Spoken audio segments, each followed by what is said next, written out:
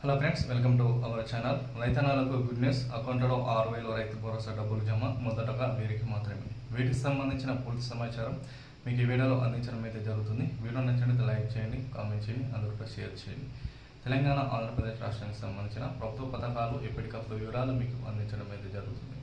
Video నచ్చినట్లయితే like చేయండి, share చేయండి. ఇక లేట్ చేయకుండా వివరాల కోసం వీడియోలోకి వెళ్ళిపోయినట్లయితే, తెలంగాణ రాష్ట్ర ప్రభుత్వం అయితే ఈ నెలలో చూసుకున్నట్లయితే నిన్నటి రోజున సిద్దిపేట పర్యటనలో భాగంగా సీఎం రేవంత్ రెడ్డి గారు రైతన్నులకు ఉద్దేశించి రైతు భరోసా పథకానికి సంబంధించిన ఎకరాకు 6,000 రూపాయల చొప్పున డబ్బులు అనేటివి జమ చేసేందుకు దీనికి సంబంధించిన నిధులు అనేటివి విడుదల చేస్తామని కూడా స్పష్టంగా తెలియజేయడం అయితే జరిగింది.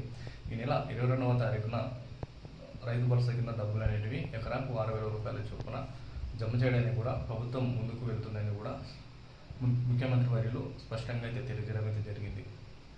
అయితే ఈ నెల 22వ తారీఖున ఎకరాలు చూసుకున్నట్లయితే మొదటి విడత కింద దాదాపు 1 ఎకరం లేదా 1 ఎకరం లోపు ఉన్న వారి రైతన్నలకు అర్హుల ఖాతాలో 6,000 రూపాయలు జమ చేయడానికి ప్రభుత్వం అయితే కొంత డబ్బులైన విడుదల చేసే అవకాశాలు అయితే కనిపిస్తున్నాయి. మరో 20 నుండి 25 రోజుల్లో చూసుకున్నట్లయితే అంటే ఏప్రిల్ మొదటి వారంలో 1 ఎకరం పైగా దాదాపు 3 నుంచి 4, 5 ఎకరాల వారికి రెండో విడత కింద డబ్బులు అనేటివి జమ అయ్యే అవకాశాలు అయితే కనిపిస్తున్నాయి. ఈ మూడో విడత కింద చూసుకున్నట్లయితే ఏప్రిల్ నెలాఖరులోపు మిగతా ఎకరాల వారికి డబ్బులు అనేటివి జమ చేయడం కూడా సీఎం రేవంత్ రెడ్డి గారు స్పష్టంగా అయితే తెలియజేయడం అయితే జరిగింది.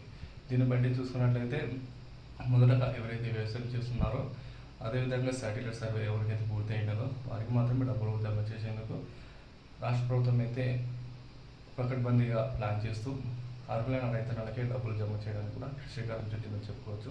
ఇలాంటి తాజా సమాచారం కోసం ఎప్పటికప్పుడు మీ వివరాలు అందుకోవాలనుకుంటే ఇప్పుడు లైక్ కొట్టండి, కామెంట్ చేయండి. వీలైనంత త్వరగా వీడియో కూడా అందరికీ షేర్ చేయండి. ఎందుకంటే రైతన్నలు పెట్టుబడి సాయం కింద ఈ డబ్బులు చాలా యూజ్ అవుతాయి కాబట్టి అందరూ కూడా షేర్ చేయండి.